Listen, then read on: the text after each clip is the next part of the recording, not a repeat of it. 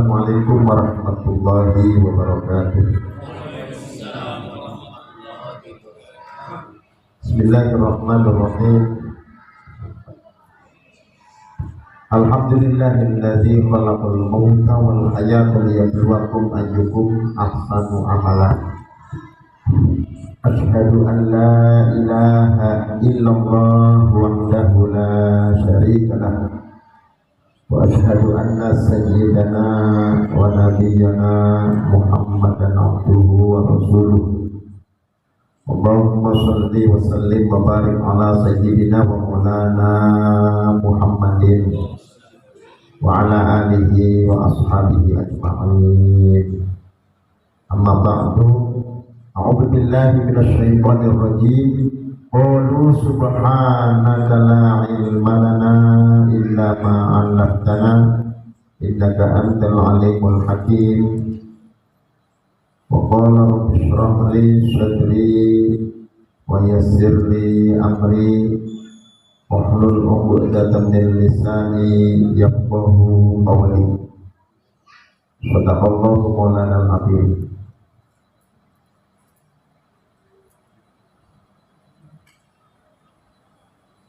Hadirin jamaah sekalian rahimakumullah, mari kita bersyukur kepada Allah Subhanahu wa taala, malam ini kita masih bisa hadir kembali Masjid Jami Nurul Huda sebagaimana biasa melaksanakan aktivitas ibadah sholat maghrib, i'tikaf dan duduk dalam i'tikaf sembari kita melaksanakan kewajiban kita juga, yakni ngaji. Maka untungnya berlipat-lipat hari ini, malam ini, karena kewajiban kita lakukan, kesunatan kita lakukan, dan semuanya bernilai plus. Mudah-mudahan semua ibadah yang kita laksanakan diterima oleh Allah Subhanahu wa taala. Malam ini sebagaimana biasa kita akan melanjutkan kegiatan belajar taklim kita.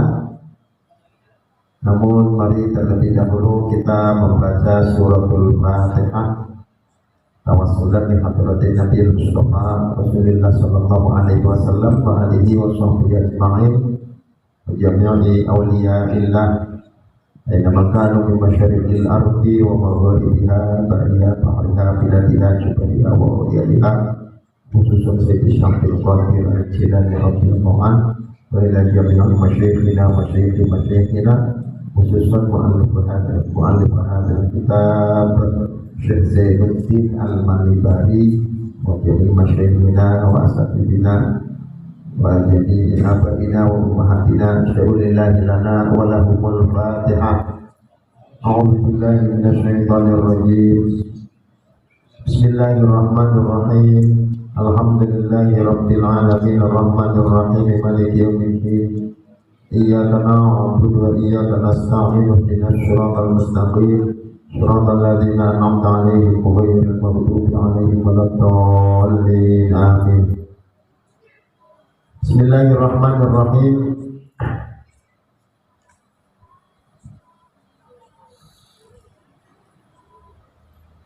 Wa yundabu ziyaratu kuburin lirajulin la liunta fatukrahu laha.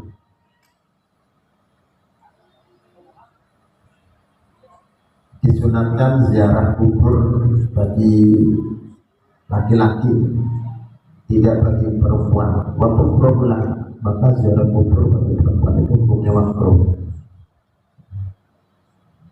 Bagi perempuan ziarah kubur hukumnya makruh. Hadis untuk yang laki-laki, li khabari kuntu nahaitukum an ziyaratil kuburi fazuruha fa innaha tadhkurukumul akhirah. Pada awalnya kata Nabi, aku melarang ziarah kubur kepada kalian. Fazuruha, tapi ziarahlah. Awalnya memang dilarang, tapi kemudian Rasulullah perintah fazuruha, maka ziarah kuburlah. Fa innaha tudhikirukum al-akhirah, Karena ziarah kubur itu mengingatkan kalian kepada akhirat. Dan dalam riwayat yang lain Rasulullah bersabda, "Ma min ahadin yamurru bi qabri akhihi kana ya'rifu fid dunya fa yusallimu alaihi illa arrafahu." Tidaklah seseorang melewati kuburan saudaranya yang ia kenal di dunia. Jadi kuburan itu waktu di dunia, orang yang dikuburnya itu waktu dunia kenal, waktu hidupnya kenal. Ya. Kemudian fayusallimu alaihi, kemudian bersalam kepadanya, maka illa arafahu, kecuali ahli kubur itu juga mengenal. Illa arafahu. Jadi tahu, mereka ngerti. Ya. Kita bersalam kepada ahli kubur yang kita kenal, sesungguhnya dia mengetahui kita.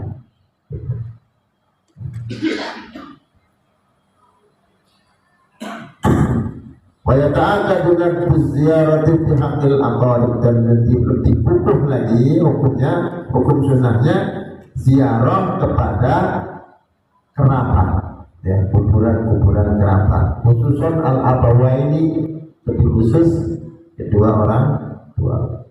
Walau kanu di baladin akhar, walaupun orang tua itu atau kerabat itu adanya di negara yang lain, artinya bukan di wilayah kita, di kampung misalnya. Sunnah kita berkunjung untuk menziarahi kerabat, menziarahi kuburan orang tua. Alladzi huwa fihi faqad ruwiya al-hakim an Abi Hurairah radhiyallahu man zara qabra abawaihi aw ahadahuma fi kulli jum'atin marratan ghafarallahu lahu. Dalam sebuah hadis, ya, dari Abi Hurairah radhiyallahu an, Imam Al-Hakim meriwayatkan dari Abi Hurairah radhiyallahu an, hadisnya, barang siapa menziarahi kuburan kedua orang tuanya atau salah satu dari kedua orang tuanya fi kulli jum'atin marratan, setiap Jumat sekali, ya, setiap Jumat sekali kunjungi ziarahi kubur orang tuanya setiap Jumat sekali, ghafarallahu lahu, maka Allah akan mengampuni dosanya. Jadi minimal ziarah kubur itu ya Jumat sekali, ya, karena jauh, akhirnya Jumat sebulan sekali, cari Jumat Kliwon.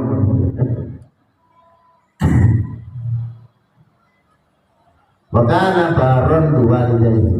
Nah, kalau mau melakukan itu, menziarahi kedua orang tua setiap Jumat, satu Jumat sekali, maka dia disebut orang yang berbakti kepada kedua orang tua. Makanya baron diabawaihi, baron diwalidayhi. Wa fi riwayat, dalam riwayat yang lain, man zara qabra walidayhi kulla jum'atin aw ahadihima fa qara'a indahu yasin wal qur'anil hakim ghufira lahu bi adadi dzalika ayatin aw harfan. Barang siapa yang ziarah kubur kedua orang tuanya di setiap hari Jumat atau salah satu dari kedua orang tuanya, kemudian dia membacakan surat Yasin, dibacakan Yasin pada kedua orang tuanya itu, pada kuburan kedua orang tuanya itu, ghufira, maka orang tuanya itu diampuni. Ghufira, ada di dalika ayatin, dengan sejumlah ayatnya surat Yasin. Nah, satu riwayat lagi, au harfa, atau sejumlah hurufnya surat Yasin. Jadi pengampunan Allah dengan sejumlah ayatnya surat Yasin atau hurufnya surat Yasin, gitu ya. Wa fi riwayatin man zara qabra walidayhi aw ahadihima kana kahajjatin. Barang siapa yang berziarah kepada kedua orang tuanya atau salah satu dari kedua orang tuanya, kana kahajjatin, maka itu seperti berhaji. Ziarah kedua orang tua makamnya itu pahalanya kana kahajjatin, sama seperti haji. Ya. Insyaallah. Waruya inna rajula la yamutu walidahu wa huwa aqin lahuma fa yaqullaha lahuma min ba'dihima fa yaktabuhullahu minal barrina. Sesungguhnya seseorang tidaklah meninggal kedua orang tuanya sementara dia wa huwa aqin lahuma, orang tuanya meninggal, dia masih disebut anak durhaka. Ya. Anak durhaka, lawan, orang tuanya meninggal, belum meridhoi, masih disebut anak durhaka, tapi orang tuanya sudah meninggal. Wayat ullaha lahuma, lalu dia, ya, anak yang disebut anak durhaka itu mendoakan kepada kedua orang tuanya mimba dihima, setelah wafatnya kedua orang tua itu, fayaktubullahu minal barrin, Allah mencatatnya tetap dalam golongan orang-orang yang berbakti. Jadi kalau sudah tidak ada kesempatan untuk minta maaf, minta restu, minta ridho orang tua, keburu orang tua meninggal padahal kita punya salah, kita punya dosa, kita ngelawan, ya, kita durhaka, mau minta maaf sama orang tua sudah nggak ada, orang tuanya sudah wafat, bagaimana? Ya, doakan, ya, Allahumma ighfir lahuma warhamhuma wa'afihima wa'fu anhuma, ya. Waghfir li dzunubi wa liwalidayya warhamhuma kama rabbayani.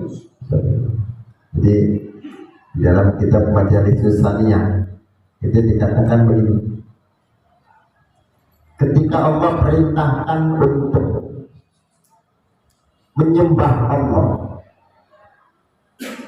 wa'budullaha wa la tusyriku bihi syai'an wa bil walidaini ihsana, sembahlah Allah dan jangan sekutu, jangan menyekutuinya, dan berbuat baiklah kepada kedua orang tua.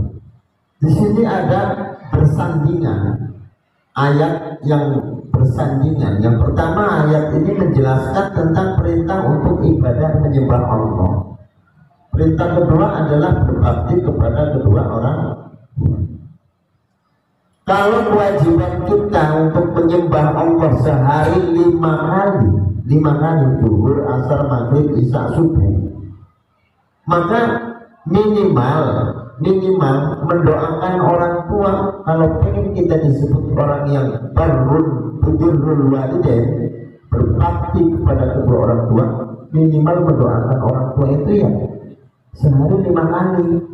Karena perintahnya bersandingan. Allah memerintahkan kita untuk menyembah, kewajibannya 5 waktu dalam sehari, maka kewajiban mendoakan kepada orang tua itu juga minimal 5 kali dalam sehari. Allah maghfirli dzunubi wa liwalidayya, minimal 5 kali, ya, sesuai dengan perintah.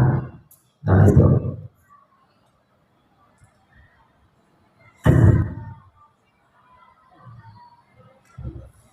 Fa'afadat hadhil akhbaru anna man zara qabra abawaihi kana baron lahuma. Maka bisa diambil faidah hadis-hadis ini yang disebutkan tadi, bahwa orang yang berziarah kepada kuburan kedua orang tuanya maka kana baron lahuma, maka dia disebut orang yang birrul walidain, orang yang berbakti kepada kedua orang tua. Jadi tandanya berbakti kepada orang tua ketika orang tua sudah tidak ada, ziarah, ya, ziarah ke kuburan orang tua, ya. Wali-wali yang jauh, wali songo didatangin, orang tua sendiri tidak pergi, ya. Meski mestinya orang tua dulu didatangi, ya, disiarahi, kuburan orang tua itu disiarahi.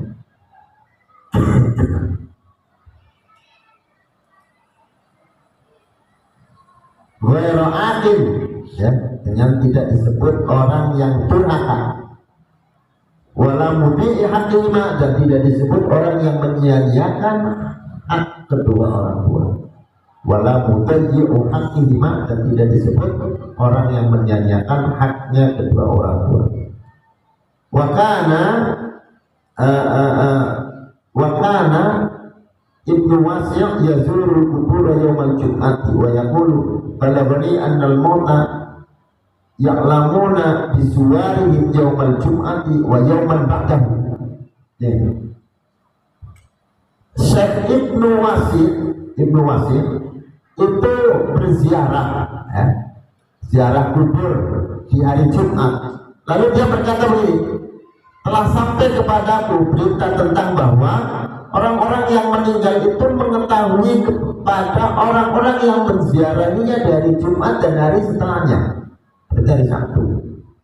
Kalau kita berziarah di hari Jumat, ya, di hari Sabtu, mereka ahli kubur mengetahui kita, ya, mengetahui kita. Itu kata Imam Ibnu Wasi'. Bahwa roda ayatun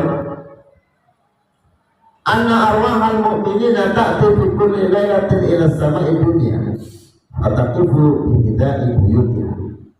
Dan ada sampai juga sebuah hadis riwayat bahwa arwahnya orang-orang mukmin ta'ti fi kulli lailatin, datang di setiap malam ila sama'i dunya, di langit pertama, wa taqifu bi hida'i buyutiha, dan dia berdiri sejajar lurus dengan rumahnya.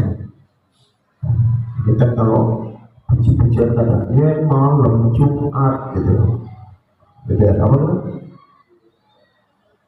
Ya, roh iku teko umah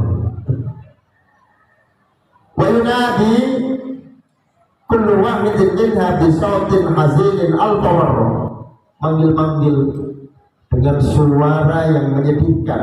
Panggilan itu sampai 1000 kali manggil-manggil. Dipanggil-panggil, ya ahli, hei keluargaku. Dipanggil-panggil, ya ahli, hei keluargaku. Wa aqaribi, kerabat-kerabatku. Wa waladi, anak-anakku. Ya, ya man sakalu buyutana, orang-orang yang tinggal di rumahku, ya. Wala bisuthiyabana, orang-orang yang memakai pakaianku, warisan, ya. Waqtasimu amwalana, dan telah membagi-bagi hartaku. Hal minkum min ahadin yadhkuruna, apa di antara kalian ada yang memikirkanku, mengingatku? Apa yang ada di antara kalian itu yang ingat sama aku? Wa yatafakkaruna, dan memikirkan fi ghurbatina, di dalam perjalanan berkelanaku, perjalanan panjangku.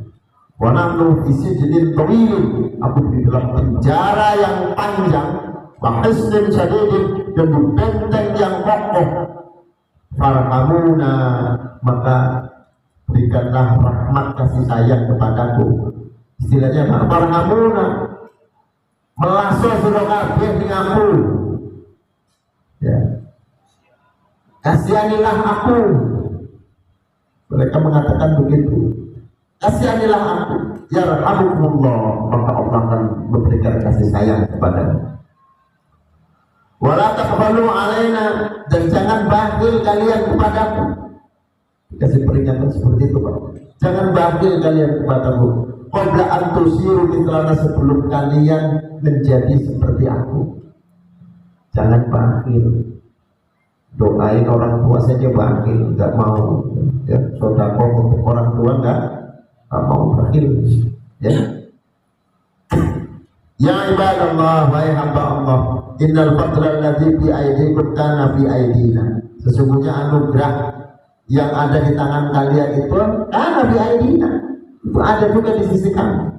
Wa kunna la nunfiqu minhu fi sabilillah, dan kami tidak menginfakkan rezeki itu atau anugerah itu di jalan Allah.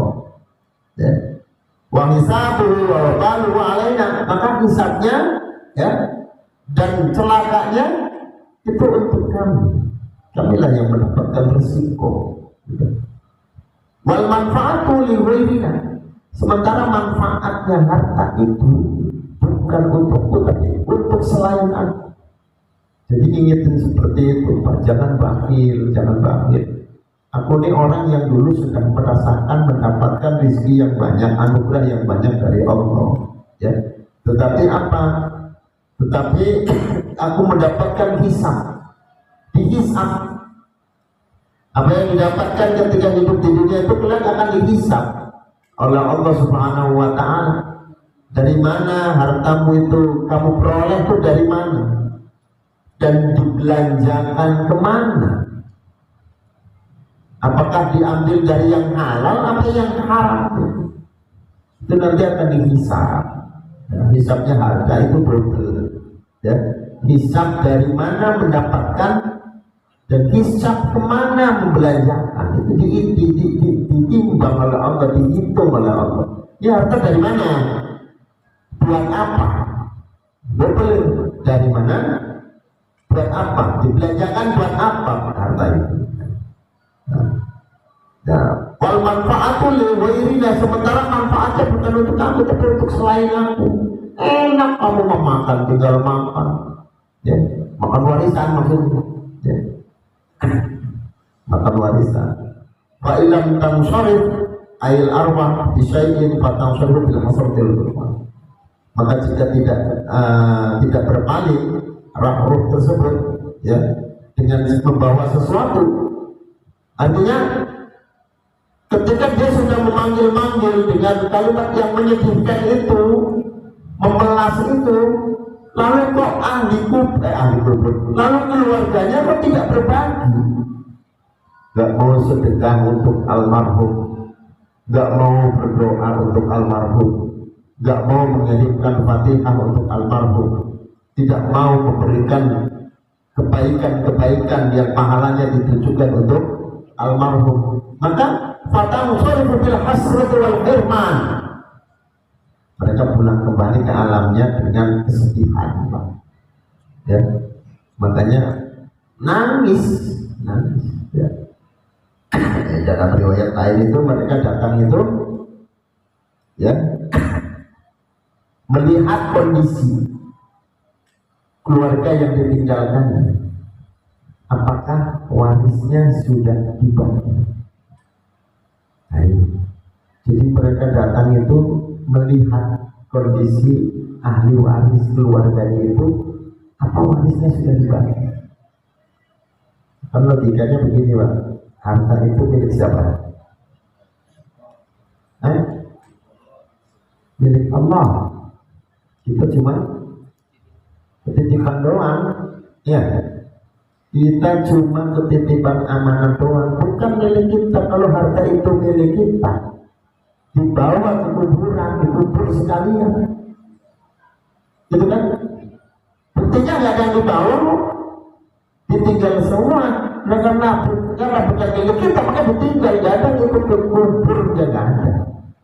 Dan mobilnya ditinggal, istrinya ditinggal, kekayaannya, toko ditinggal semua, nggak ada yang dibawa ke kubur, nggak ada. Itu menunjukkan bahwa harta bukan milik kita, harta itu milik Allah.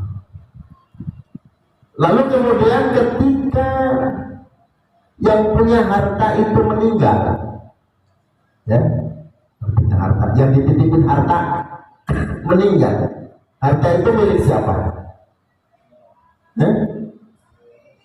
Al-waris? Bukan, tetap milik Allah, bukan milik anak. Tetap milik Allah. Kita meninggal, hartanya milik Allah, bukan milik ahli waris, bukan. Gitu.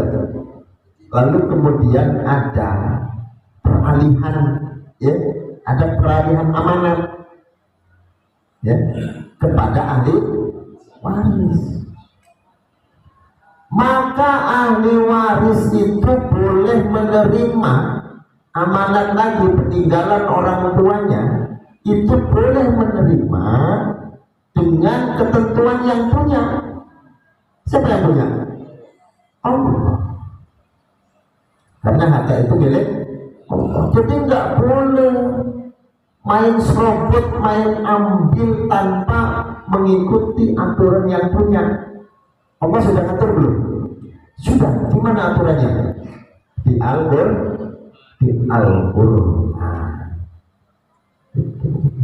Ada yang protes, perempuan kok profitnya separuh. Ya, laki-laki dapat setikulan, perempuan hanya segendong, gitu ya. Laki-laki dapat 2, perempuan dapat komplit. Emang punya siapa? Hartanya punya Allah. Yang ngatur bagian perempuan 1, laki-laki 2 siapa? Allah. Ya kita ikuti aturan yang punya. Gitu. Kita ikuti aturan yang punya. Jangan main ambil-ambil aja. Nah ini saya sering nyampaikan begini Pak. Ini kan biasanya kalau kita hadir acara tahlilan ya Pak ya, hari ke-7 ya, 1, 2, 3, 4, 5, 6, 7. Hari ke-7 itu banyak pakaian numpuk Pak di situ ya. Tuh siapa yang mau ambil gitu ya. Jadi gitu kan? Enggak. Ada sebagian yang begitu ya. Ada ya? Ada sebagian yang begitu. Pakaiannya ditumpuk, dibagi kepada jamaah yang hadir. Boleh nggak? Boleh nggak?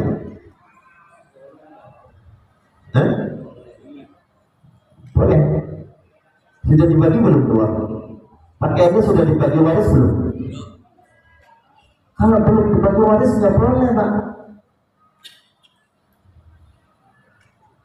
Jadi alasannya buat sedekah. Loh kok buat sedekah?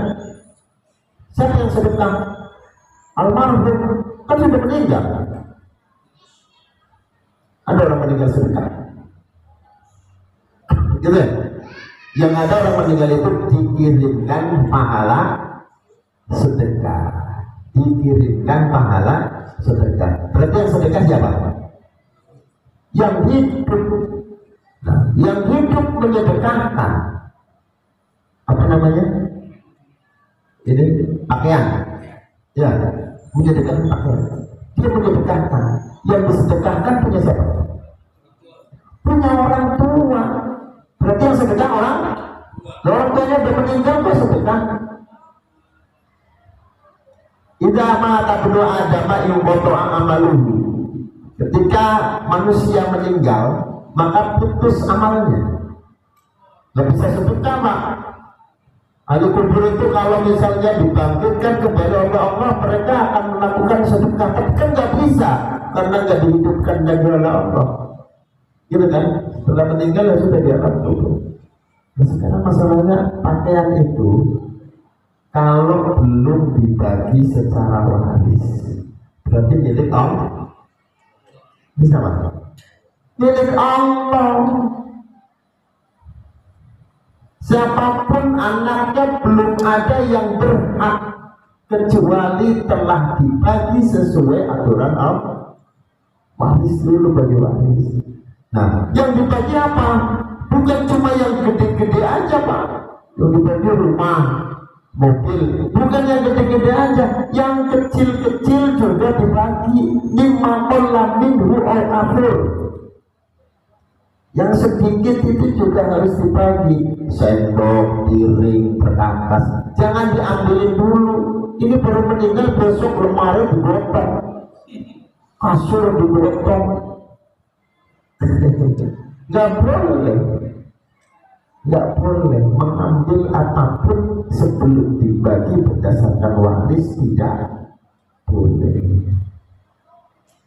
Ini menjadi masalah kadang-kadang. Kita kalau sudah bicara waris itu langsung ketemunya emosi. Ada satu anaknya yang menanyakan waris, Ya, emosi. Ngapain nanya-nanya waris tanah yang belum kering, kuburannya masih basah belum kering, sudah ditanya waris. Padahal yang benar Pak, yang benar segera dibagi, jangan ditunda-tunda, segera dibagi waris, gitu. Jangan ditunda-tunda. Sebab kalau ditunda-tunda lain lagi. Semakin ditunda harta semakin banyak apa semakin habis? Tuh. Gitu kan? Biasanya siapa kuat dia menang. Ya. Padahal kalau kita tidak mengikuti aturan Allah, Allah akan ngasih berkah. Banyak orang ditinggal harta sama orang tua, jangankan 7 turunan, dia sendiri mati meninggalkan utang banyak katanya.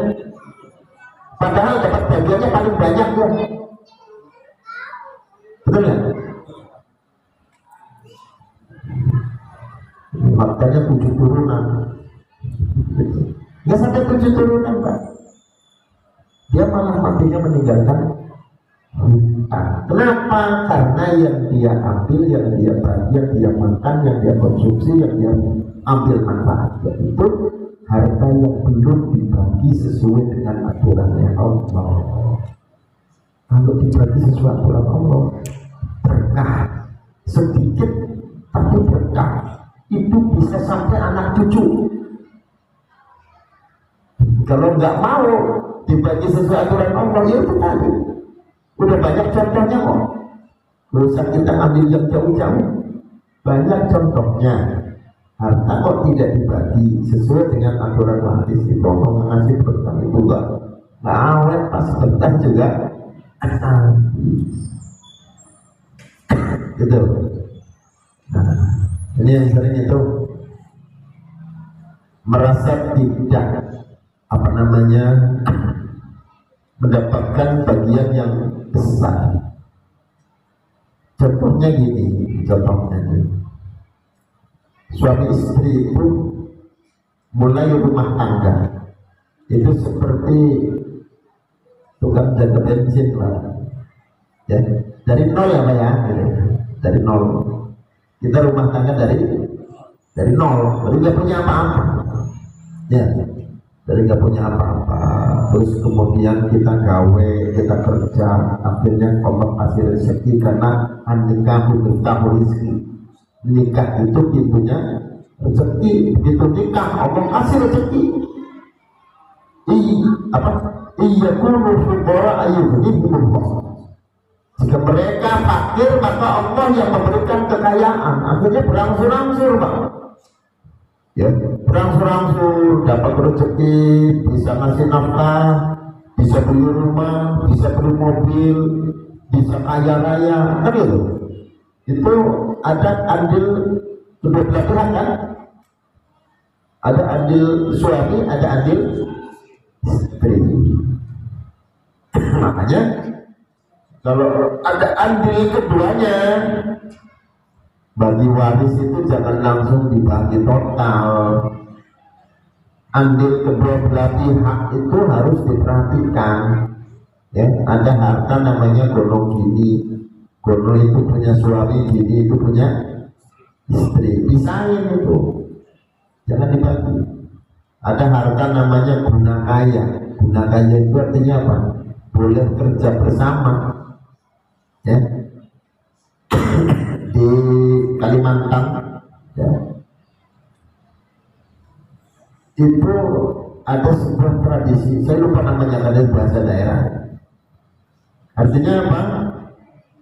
Ketika suami melaut, pulangnya itu istrinya yang ngambilin ikannya, nimbangin ikannya, dibawa ke pasar.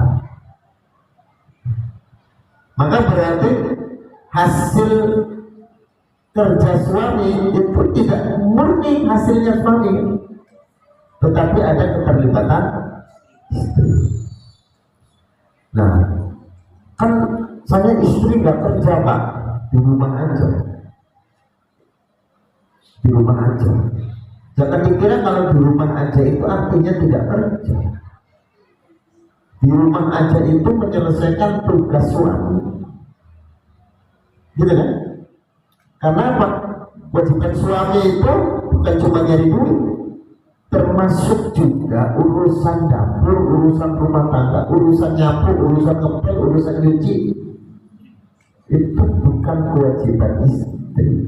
Istri itu hanya melayani di kasur sama netain bocah netain bocah, karena kita nggak bisa. Selebihnya kewajiban suami. Maka keterlibatan istri itu juga menjadi andil dalam pengumpulan harta. Kan gitu? Andil dalam pengumpulan harta. Makanya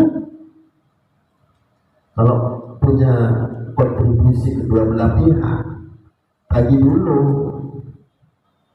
Kalau hartanya 1 miliar, 500 juta 500 juta amanin dulu nih. Kalau yang meninggal suami, maka yang dibagi 500 juta milik suami, 500 juta milik istri. Skip dulu, jangan apa-apa ini punya istri. Nah 500 juta itu bagaimana? Ya, 500 juta itu nanti dibagi ke istri, dapat 1/8 karena punya anak. Anaknya nanti bisa mendapatkan asoba, dan itu seterusnya itu aturan yang ada di dalam Faraid seperti itu. Tapi harus dipahami bahwa harta yang dibagi itu tidak pure 100% dibagi. Dan itu yang kadang-kadang istri nggak mau, Pak. Anak dapat banget, capek-capek dapat 1/8 gitu. Aslinya harusnya nggak 1/8, 1/8-nya dapat, tapi harta dia itu masih aman, yang dibagi harta suami. Gitu. Kalau kayak gitu mah istri mau dibagi lagi. Kenapa nggak mau dibagi waris, berbuat capek dapatnya 1/8? Lu yang diurusin dari kecil dapatnya sisanya gede lagi. Pasti marah lah istri, gitu ya.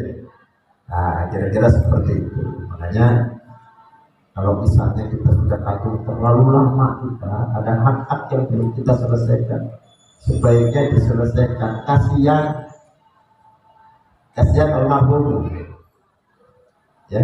Dalam satu riwayat tangisan almarhum itu karena harta waris yang belum dibagikan. Jauh usah nunggu nanti ketika misalnya ada peninggalan juga, kalau bisa selesaikan. Sebab semakin panjang urusannya, masalah harta ini berkembangnya bisa bertambah, bisa surut. Tapi banyak surutnya atau banyak berkembangnya? Surut ya. Makin lama makin habis. Nah, selagi kita memanfaatkan harta yang belum dibagi, boleh nggak? Nggak boleh, karena belum hak kita. Kalau belum dibagi berdasarkan aturan Allah yang punya harta itu, berarti kita masih belum punya hak. Nah, kita memanfaatkan harta yang belum menjadi hak kita, boleh nggak? Nggak boleh. Bagi seperti itu. Ya, Allah Al-Fatihah.